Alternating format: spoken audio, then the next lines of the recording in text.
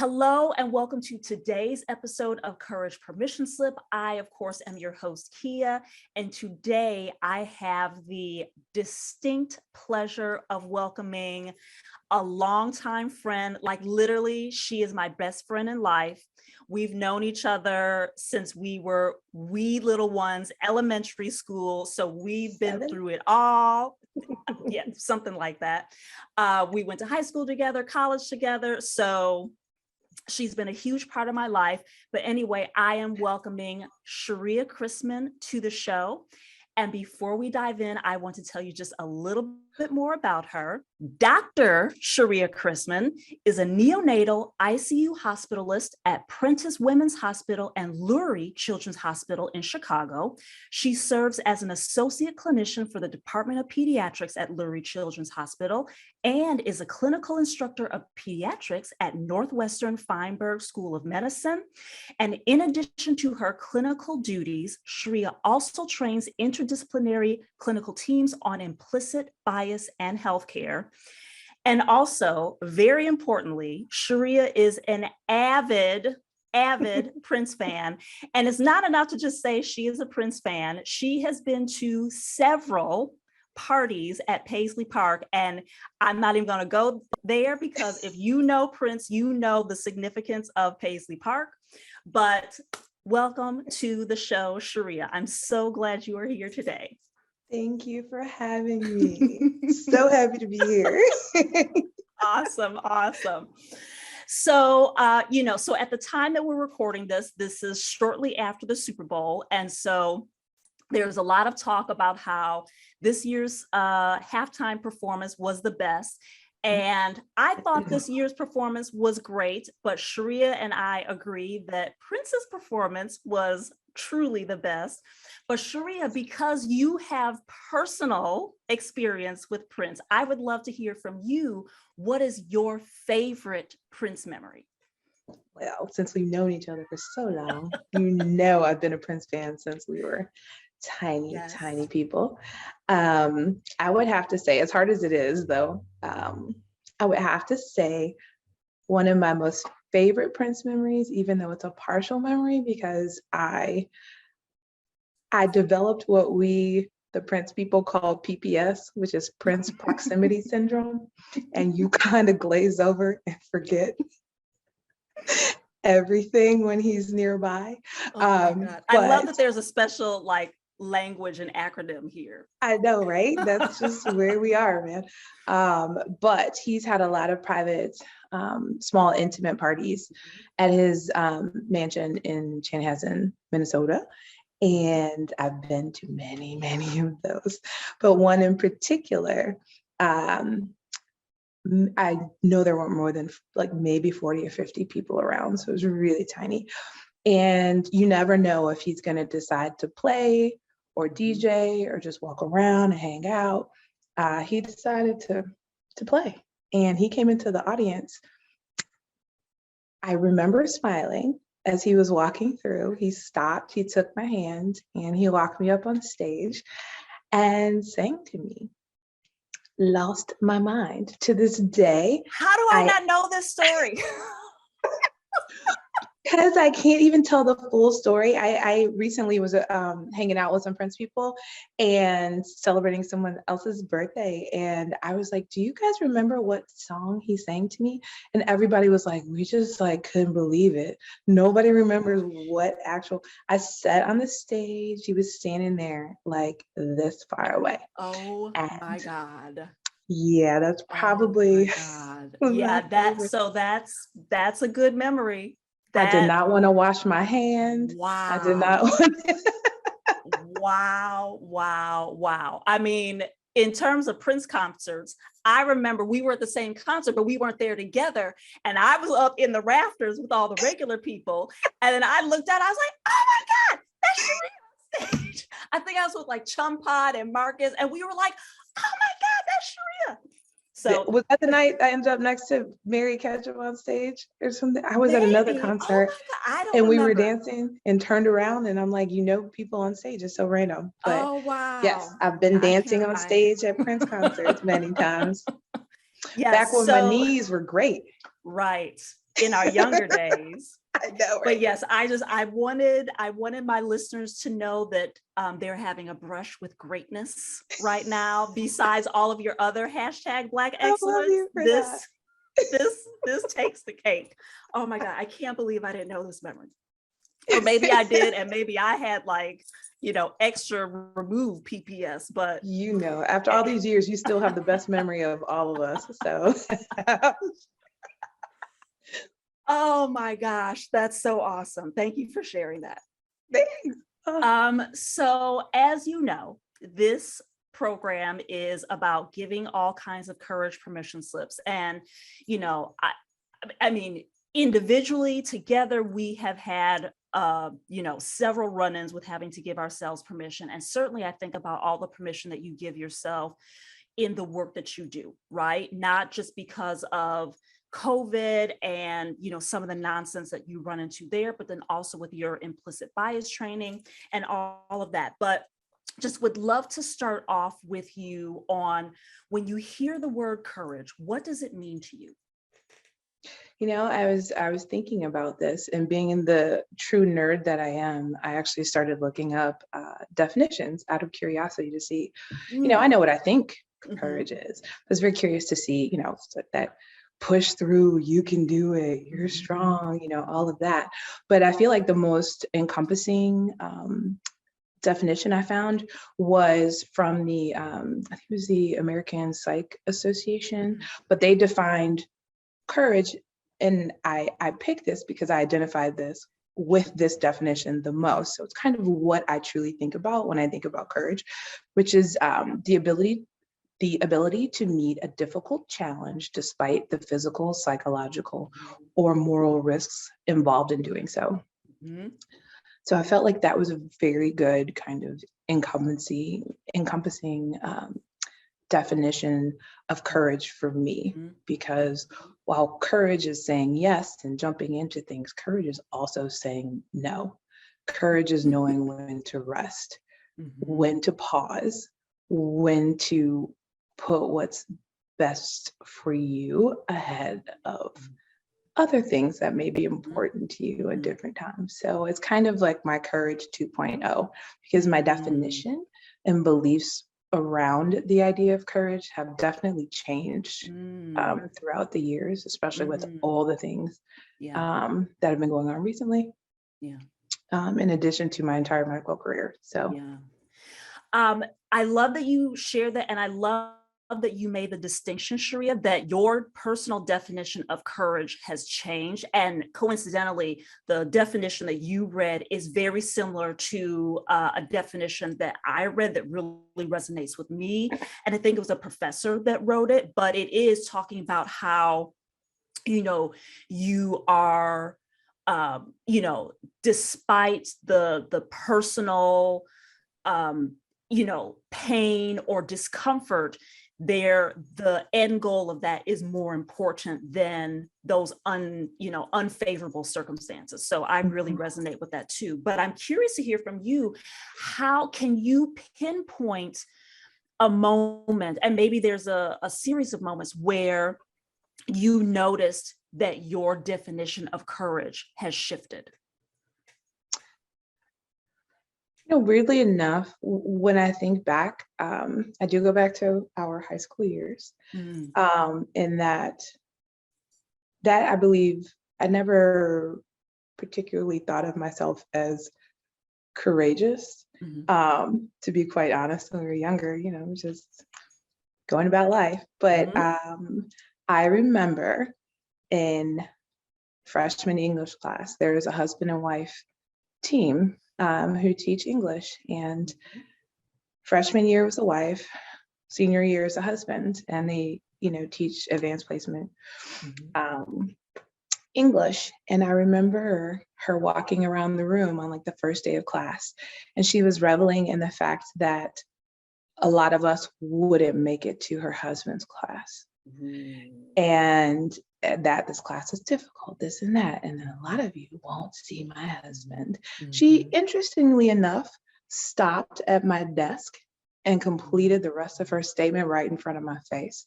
Mm. And I, in true Michael Jordan fashion, I took that personally. And when I made it to her husband's class in senior year, I made sure I went back to her classroom to make sure that she was fully aware that I easily made it into her husband's class. The fact that I held on to that to the point where I went back to find her, that was kind of my first, inkling of going against others disparaging my progress. So to me, that was a bit courageous move from a high school student to even go back and kind of let what was up.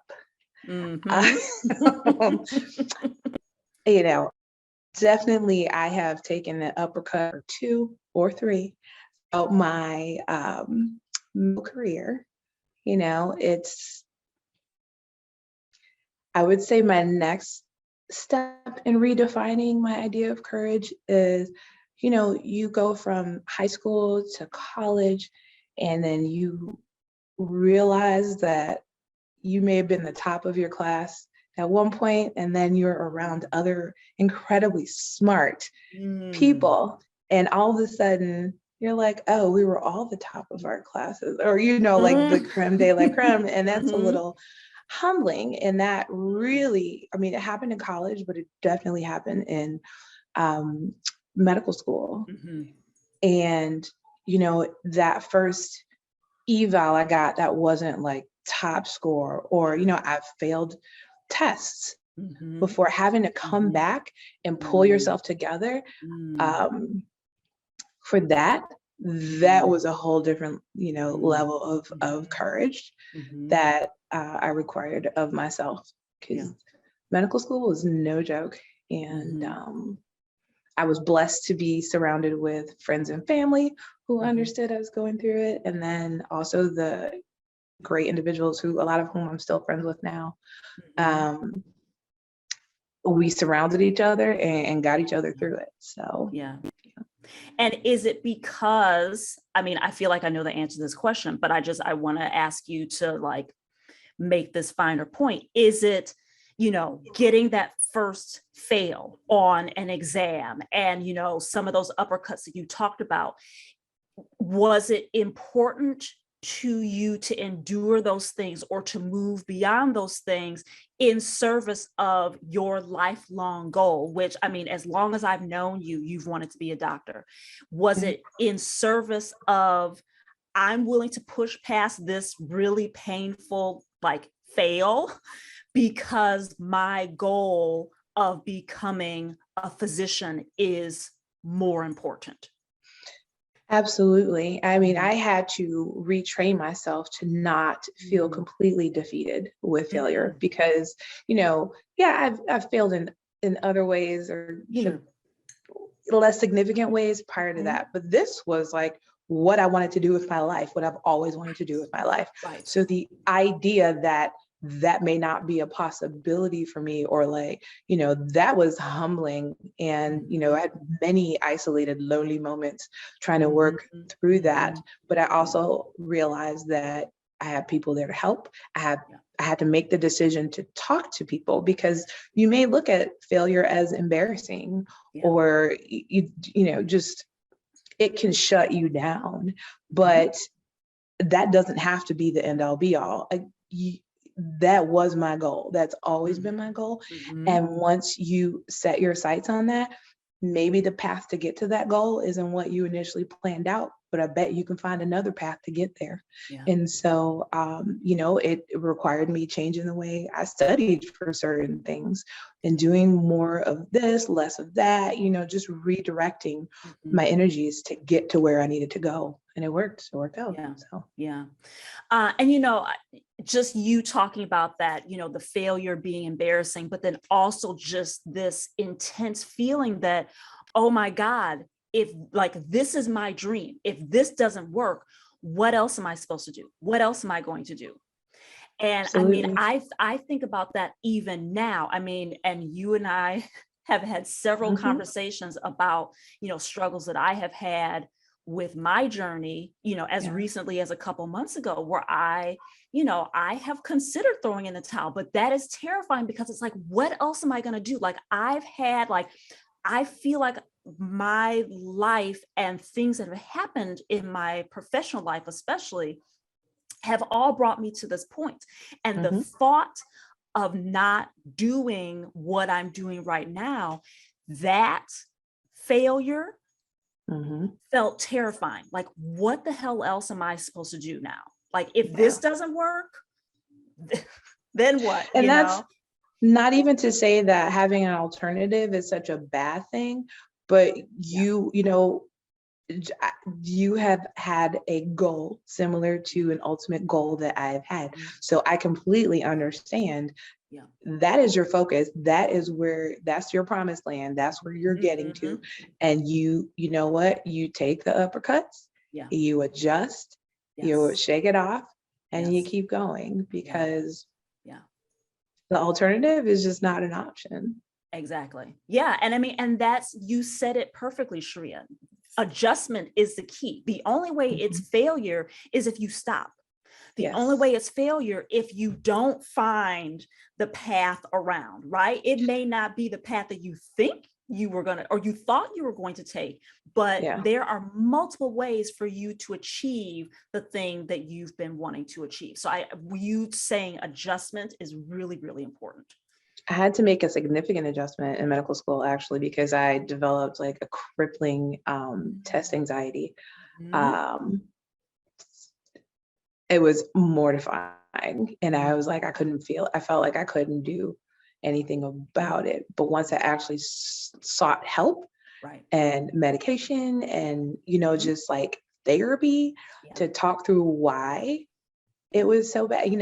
I think when you put not all your apples in one basket, but if that is your main goal and you want to get there and the idea that you might not make it, it can be devastating. Yes. And I think I put so much pressure on myself that it Mhm. became that crippling Right. to where I couldn't complete an exam because I would have a panic attack Yeah. and literally have to leave.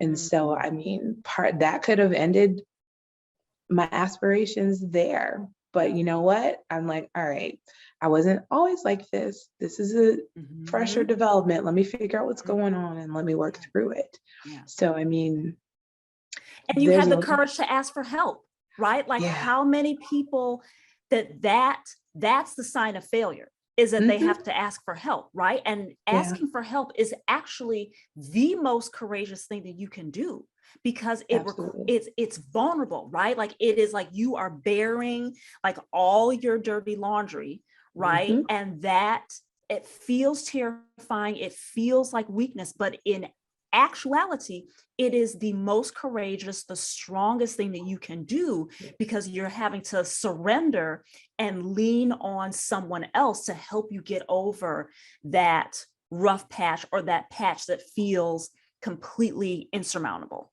Yes, I feel like we all have a tendency to put our heads down and like try to push through.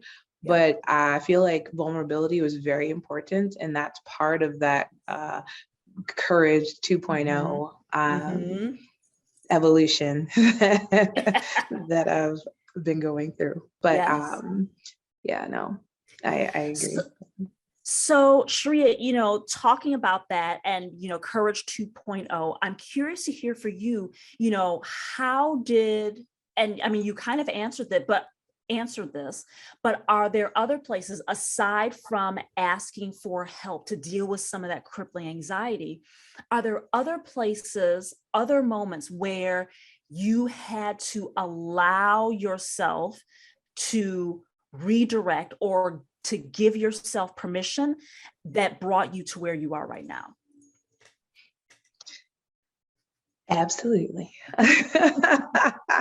I'm like, you being my bestie, I've had some humps in the last few months, but I would say, I'm actually going through that right now, in that Mhm. I have been asked on like I've mentored other like high school students, some college students, but more, I'm kind of at the stage in my career where I'm getting more and more people, you know, oh, we want you to be a mentor for so-and-so, you know, and some days I'm like, yo, you are barely keeping your head above water. How are you supposed to help somebody else when you're just trying to figure out how to help yourself? But, you know, I've recently accepted more mentees because I realized that, you know, everybody needs help. I have been through some things. What I've been through can help somebody else. And then I feel like it's a process that I can, even though it scares me a little bit to, you know, pseudo be responsible for someone else. But, you know, I can learn. You can learn from anything, any experience. And so I just remind myself that you can learn from this. You can truly reach back and help somebody else. So while, you know, the idea of being responsible for other people is a bit daunting, it's just, I feel like it's an experience that I need, and something, you know, the mere fact that it does scare me a little bit means that I should probably go in that direction.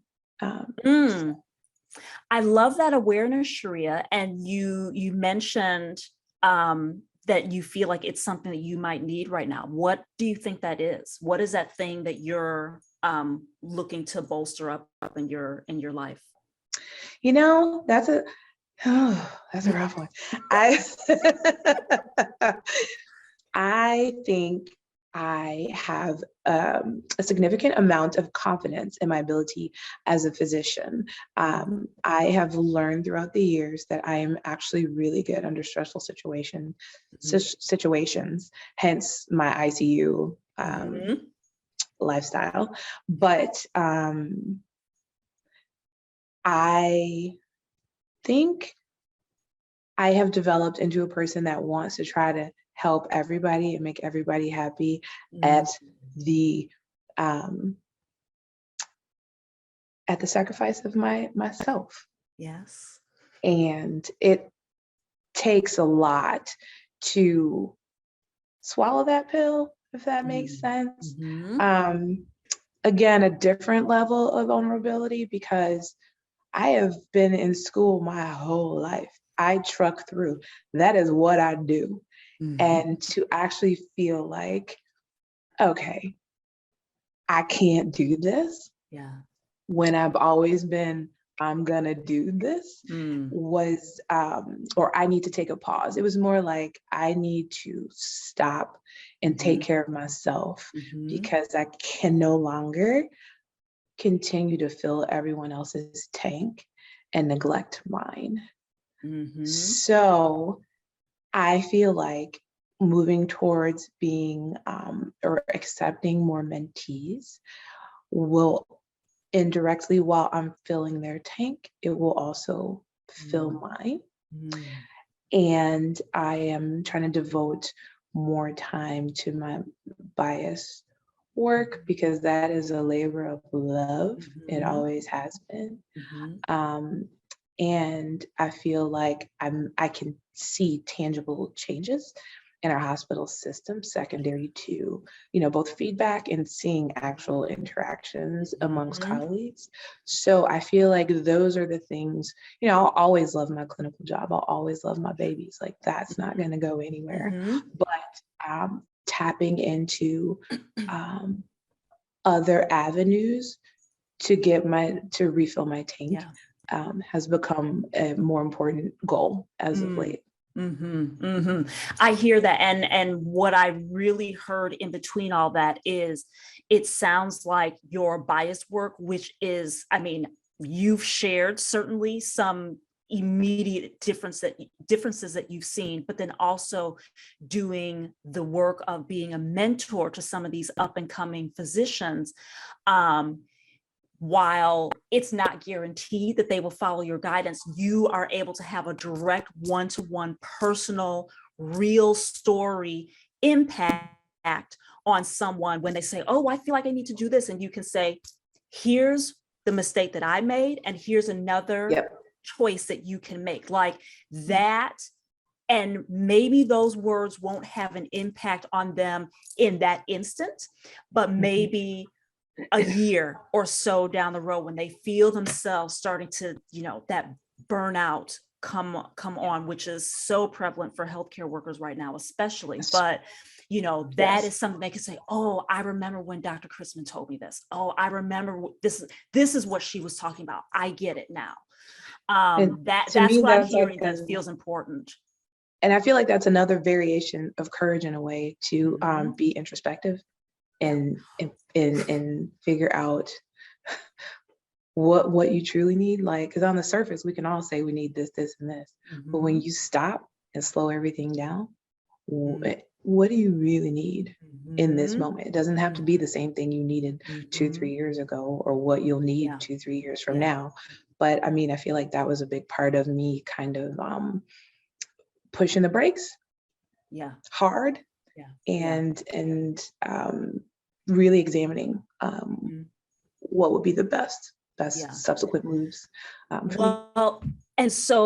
I had a minor clutch my pearls moment, because you said it perfectly, that the courage is in that introspection. So many people are afraid to take a beat, right? And it doesn't have to be, multiple hours at like a silent retreat. This is something that can be done in 10 minutes, 5 minutes, to say, I feel like crap right now. What's going on? What's going on that has caused me to feel this way?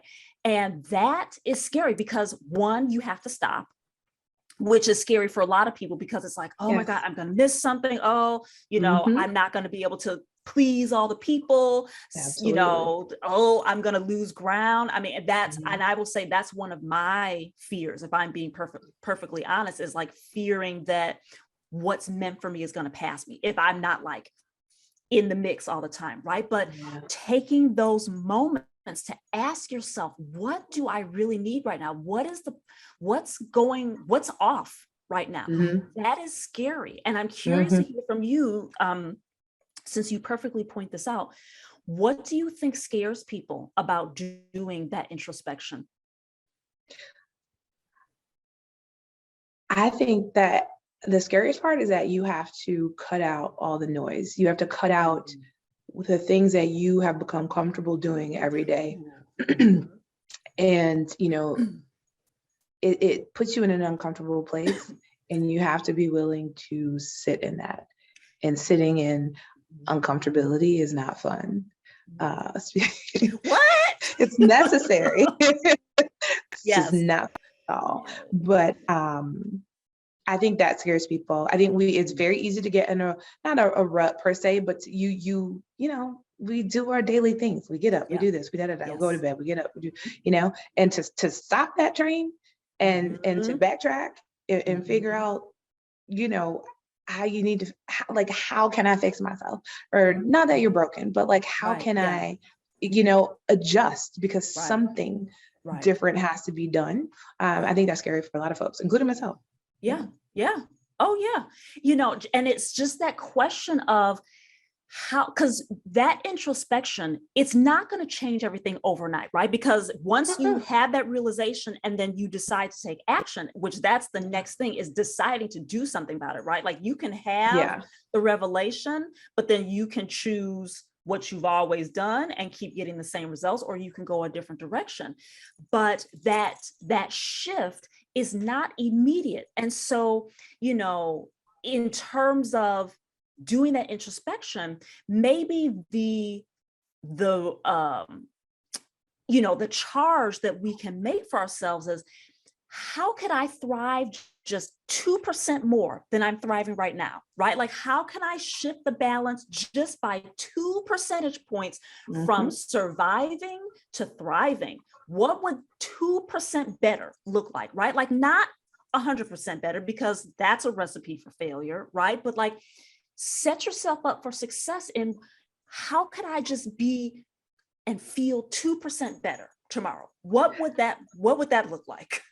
I feel like I found this fantastic quote that totally ties into that. Is by Lady Mary Ann Rodmaker. But her quote was, "Courage doesn't always roar. Sometimes courage is the silent voice at the end of the day that says, I will try again tomorrow." Yes. Yes. I love that. I love that And, quote. sometimes it is just, Mhm. what can I Mhm. do to be a little bit happier, to be a Yes. little more comfortable? You did something actually, I don't know if it was last week or a couple of weeks ago when we were talking. You were like, my goal for today is, and that's Mm. like, it wasn't some, huge Hail Mary football, Yeah. goal. It was literally a realistic Mhm. small step in the direction that you needed to go for Yeah. that day. This Yes. is what I need to do today. And I was like, I was inspired by that. I Mm. feel like it makes more sense, and you're less likely to shut down and feel overwhelmed. Yeah. And you're less likely to feel like a failure, right? If That too. you, Yep. like if you have this Absolutely. whole list of 10 things, you're like, okay, I need to do this. This has to get done. And Mhm. when that 10 item list only has one thing marked off, You guess feel what? defeated. Yeah. Yeah. Then Yeah. you're like, why would I want to do this again tomorrow? Exactly. Yeah. Exactly. Yeah. Yeah. Yeah. So it's like, make it a small close in view. Yeah, it's setting yourself up for success instead of setting Yeah. yourself up for failure. So Absolutely. it's Absolutely. made a huge Ooh, difference. that's wonderful. And thank you for sharing. That's the thing that I just was sharing in passing, just to get myself over that gap. Mm-hmm. So I feel that. But you talked a little bit about some fears, and I'm curious to hear from you, especially as you are trying to find ways to help you thrive a little more, Chariya. What Mm-hmm. fears do you notice popping up? Oof. I love medicine. I have recently been a bit dissatisfied by what is going on in medicine. Mhm. That is a fear of mine. Mhm. I know I'll never leave medicine, Mhm. but the last few Mhm. years have been a Mhm. doozy, Mhm. and it's made me reevaluate. Mhm. And a lot of people in healthcare, quite honestly, Sure. Sure. it's made us step back and, Yeah. you know, reevaluate some things, Yeah. Yeah. or just adjustments to Yeah. lifestyle, adjustments to what time you devote to what, and you know, Mhm. um, So the what's the idea that fear? I was thinking about, my fear would honestly be like not being so dejected that I didn't want to do medicine anymore. That's a fear for me. Mm. Um, I'm not there, Mhm. but it's been crazy and it's been To consuming. say the very least. To say the very least. I mean, I okay. mean, like table flipping type of, I'm Yeah. just like this, that's Yeah. it. I can't even deal with Yeah. this insanity anymore. So, yes, losing my love for medicine is a fear for me. It's not anything that currently exists, but Mhm. the idea, because I felt myself feeling swallowed by it and kind of Yeah. suffocated by it, Mm. that's a little scary because literally it's the only thing I've ever wanted Yeah. to be, like, ever.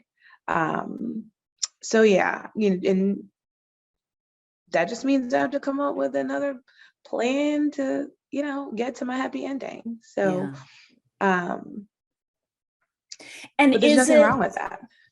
and no, not at all, because the path, when you start at point A, it doesn't mean that you're going to feel the same as you go along to point F, to point Mm-hmm. G, to point, Yep.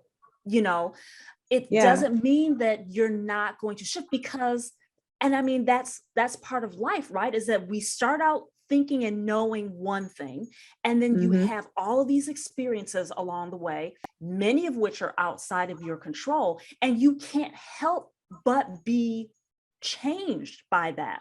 Yep. And I'm curious, and it's, what's interesting is that your, the fear that you mentioned now versus the fear that you mentioned about when you were going through medical school.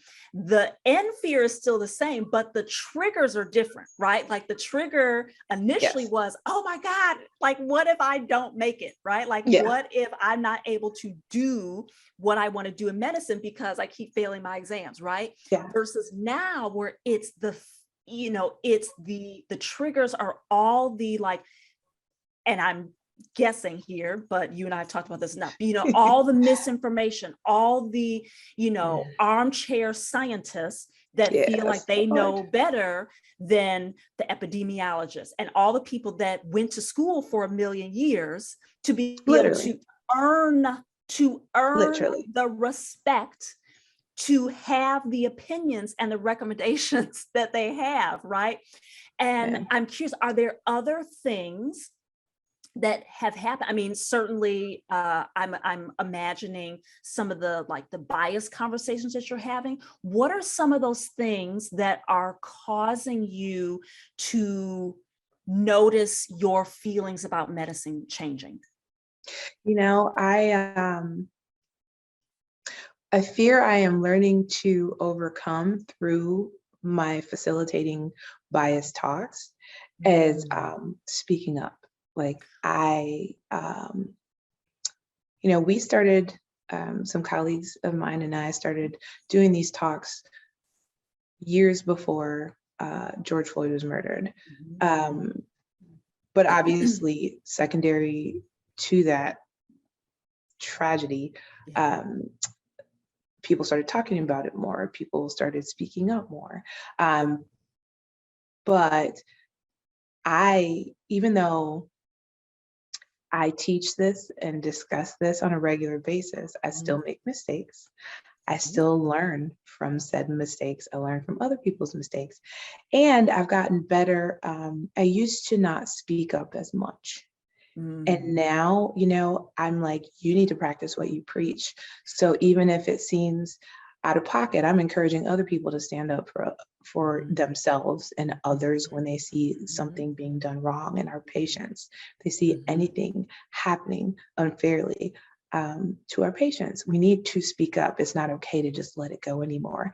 And so it was to the point where there was something that was still in my spirit about a conversation I had with a colleague literally like 4 or 5 years ago.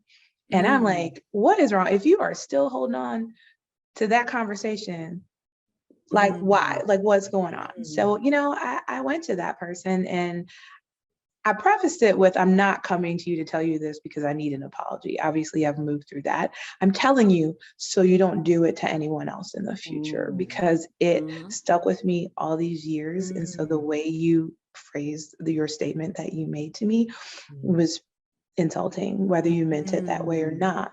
And that's hard to go back, first of all, to say it, period, but then to pull something that had happened, 4 years ago. I'm like, oh boy. So, I had to kind of hype myself up to do that, because I can step outside of it and realize how it would sound coming, if I was the person receiving what I was saying. I understand that might not have been received as well. So I tried to preface it by saying, this is not for an apology. This is to save the same thing from happening to other people. So I mean, that has been a fear, because you work with these people, them, and then when you have to say something that might not sit as well or might hurt their feelings, it's difficult. But I've had to step out of that fear and do it because it's necessary to bring about change at this point. Silence is no longer acceptable. It's complicity. It's completed. So I just, that took a bit, and I'm still learning with that said, but every day, I'm getting better and better with approaching people, with talking to people, with working on how we can make better, equitable decisions for all of our patients. It's not easy stuff.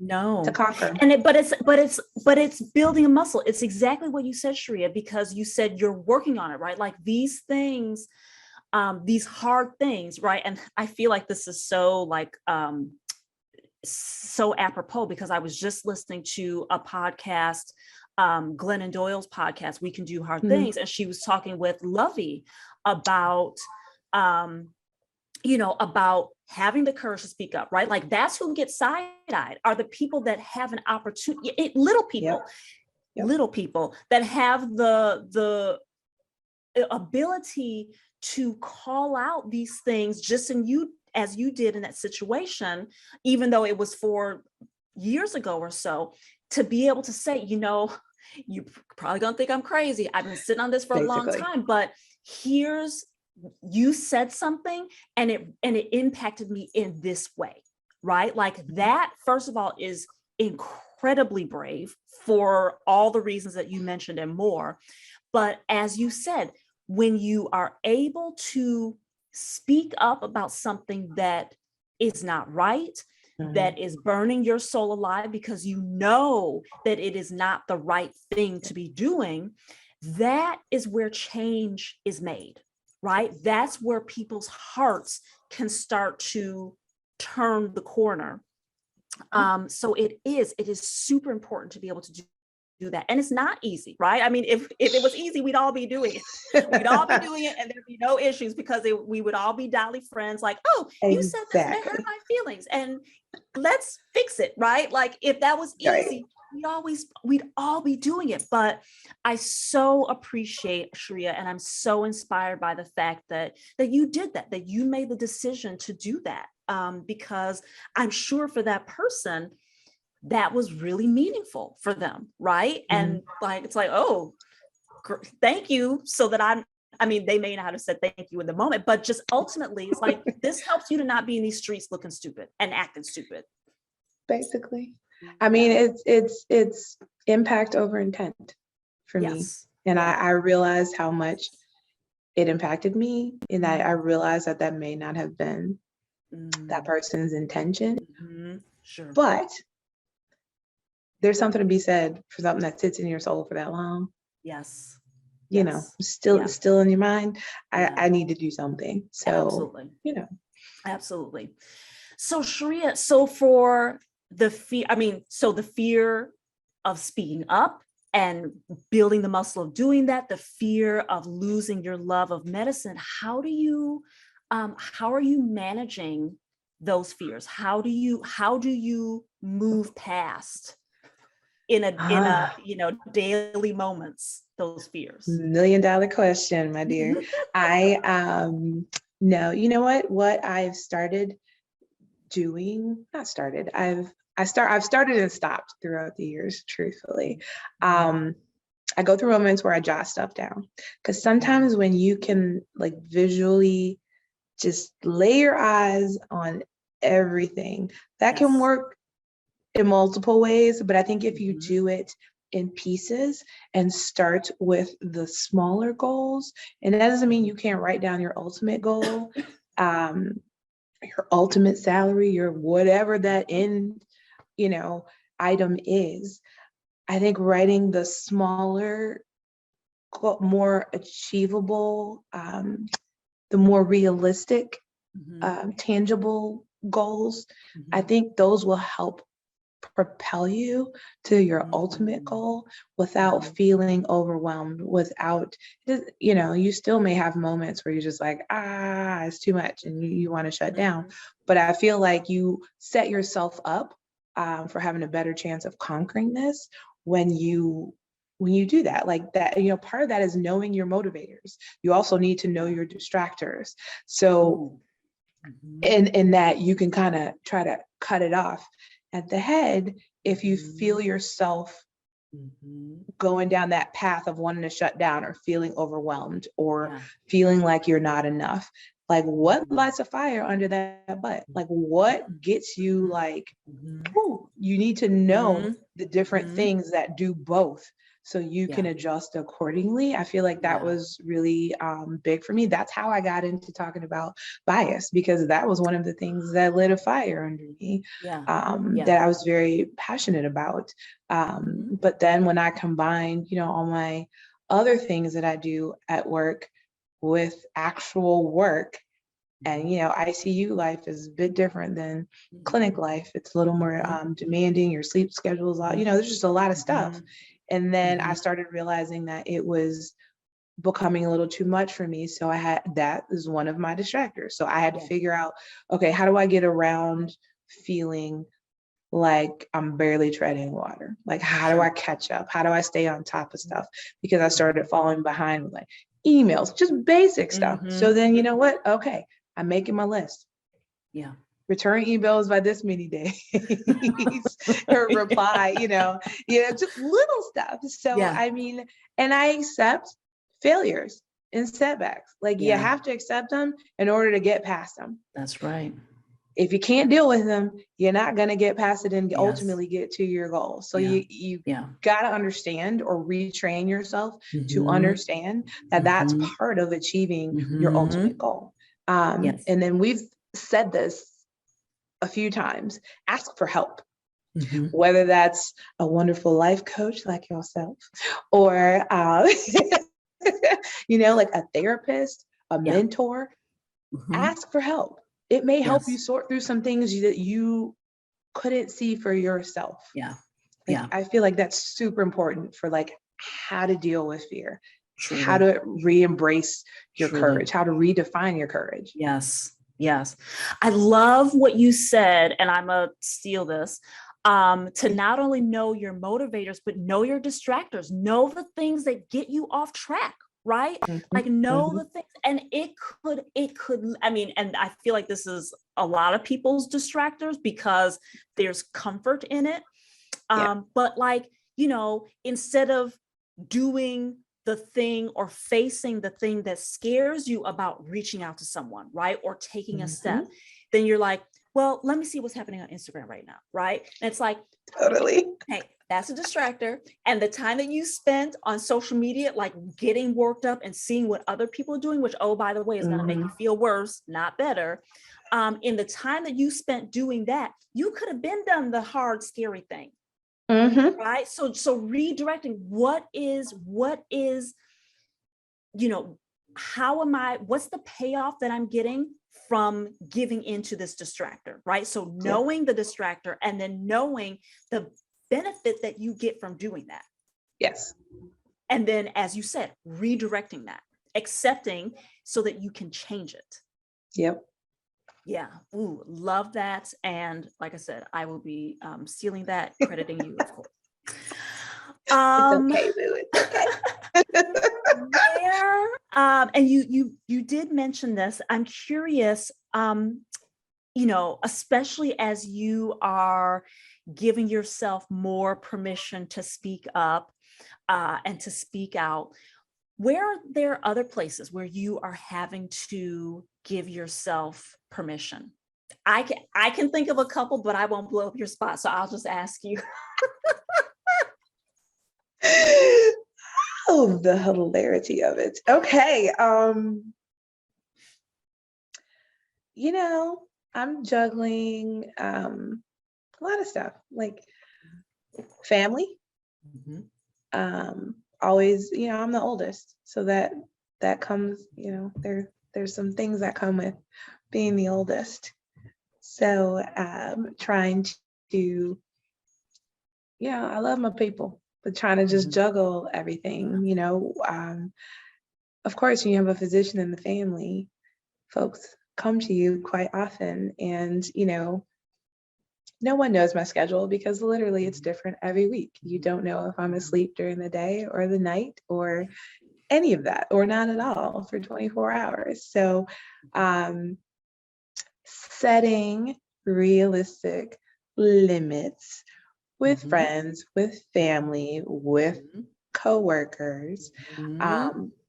I stopped checking email, not altogether, but as much. I stopped checking work email on the weekends that I'm off, because I do need to like X out. I have to take a pause. I can't do it all the time. I learned this is something super trivial, but truthfully, I didn't know how to do this until like a couple of weeks ago. Somebody showed me on my phone. I didn't know how to snooze my phone so people can't call, because I have my phone on all the time, and maybe on vibrate sometimes if I miss stuff, but like I essentially have it on all the time, Yeah. which means I'm accessible to everybody. And some folks take advantage of that. And so Yes. I have to learn. I learned how to snooze my phone. That is my biggest Yes. thing over the last couple of years. Yes. Yes. Yes.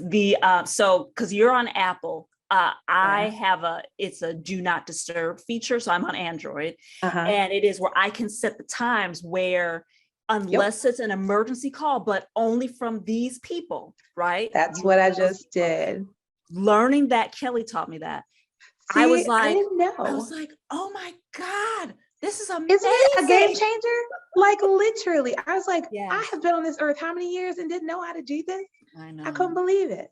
Yes. But yeah, it's now when I see that little moon come up, you know, just saying that my phone's clicked in, I'm like, okay, let me wind down for real. Let me not, you know, I mean, something as simple as that. Yes. Yes. And, you know, I started taking classes again, and I need to start taking classes that weren't in medicine to balance my life being all medicine. So I started taking some finance classes. Like, I mean, I'm finding, I'm still rediscovering myself this many years in the game. Things to help balance, to help renew my love for what I've been doing for over the last 20 years. So be flexible. Don't be so hard on yourself. And so I mean, so you said what I was going to volunteer for you is the boundaries piece, right? Because you are such a giving person, right? And you are so knowledgeable, Chariya, and you know, people love and trust you, and that can be, the pressure associated with that can truly burn you out, and you hate to say no to people that you know, right? And I think Brene Brown said this, like, I can't keep setting myself on fire to keep other people warm. Ooh, a word. So it is so important that we take time to fill our own gas tanks, right? Like, gas tanks don't ask themselves, and I'm paraphrasing this because I heard someone say this in a talk, and I was like, oh, that's good. Like, gas tanks don't ask, do I deserve to be filled up? Right? Do I deserve to have my tank topped off? Right? No, they're just like, fill her up. Right? Because if my tank is not full, this car is not moving. This car will not go.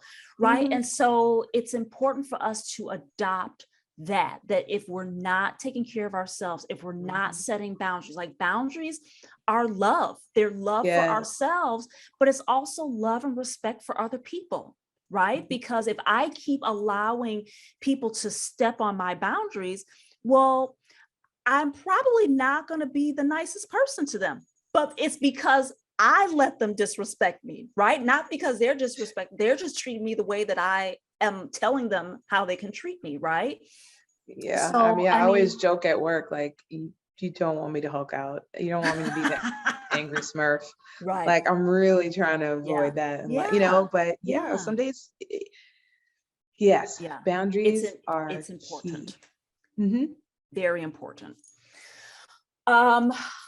This is so rich, Chariya. I am loving so much of this. And we could probably go on for 8 more hours, but I will ask you, I know, but I will ask you this for the person who is listening to this, and they have a dream or a goal or a vision on their heart, a word on their heart that maybe they've been sitting on for 4 years, right?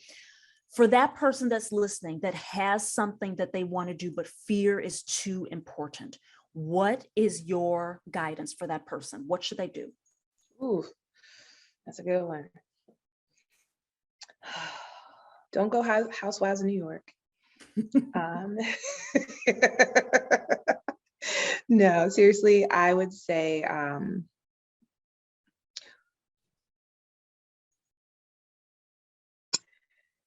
put yourself first. We don't do it enough. And if something is sitting on you to that degree, there has to be something to it, whether you want to give it credence or not. And to deny yourself that realization isn't being fair to yourself as well. And, you know, just keep in mind, whatever goals we set for ourselves, don't be inflexible. Yeah. Realize that they may change, or you may have to adjust the way you get to them. So if your goal is to get that off your chest or find that, you know what I mean? Like, there's different ways to do that. It doesn't mean you have to go and confront somebody. It doesn't mean you have to go and, you know, ready to start some smoke, but like, just figure out what your outlet is, figure out, you know, put some time in and figure out what actually would make you feel better about this. Would that be talking to other people to let them know that, you know, these are given examples, these are microaggressions, this is what's happened to me. So maybe talking to other people that you work with, or that you surround yourself with, or you're on the softball team with, whoever, letting them know that might be your outlet. Yeah. Giving examples of things that hit you wrong from that other perspective. It doesn't always have to be like directly addressing that person. There's just different ways to heal others while healing yourself. You know, if that's something that's been sitting on your spirit. Does that answer it? That does. And I mean, and you said it, I mean, your first statement was probably like the thing that encompasses all of this, is to put yourself first, right? Take that step back from the center of the storm and just ask yourself these important questions, just as you said, like, am I being too inflexible, right? Am I being too hard on myself about this? But taking the time to put yourself first, as opposed to putting all the external things that are in the way, the distractors, the people pleasing, all of those things, put yourself first, as opposed to putting those other things that could be distracting you or holding you back, instead of putting those first. That could be a very hard step, but that is a courageous, necessary step. Yes, it is. Yes, it is. Absolutely. Chariya, everything that you shared today was so wonderful and really was some inspiration for me. So I appreciate you so much. And I know that someone who's listening to this appreciates you. If people want to get in touch with you or learn more about you, where can they connect with you? Feel free to email me at CHRISTMON@LurieChildren's.org. Awesome. And I promise I will get back to you sooner than I usually do. But not on the weekends that she's not working. On the weekends. No, you know, I adore you, and this has been fantastic and enriching, and it makes me warm on the inside. So thank you.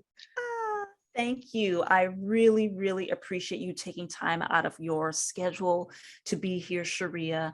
And I will put your email in the show notes so that people can reach out to you. Awesome. But again, thank you. And thank you for following along today. If you enjoyed this episode and you found it on YouTube, please be sure to like this episode and share it and subscribe so that you will be alerted when other episodes are available. And if you found this on your favorite platform, please, please, please make sure that you rate and review so that others who are interested in this content can find it easily and enjoy it as well. But that's it for today. Thank you for joining this episode of Courage Permission Slip. Be sure to join us the next time. Bye now. Bye.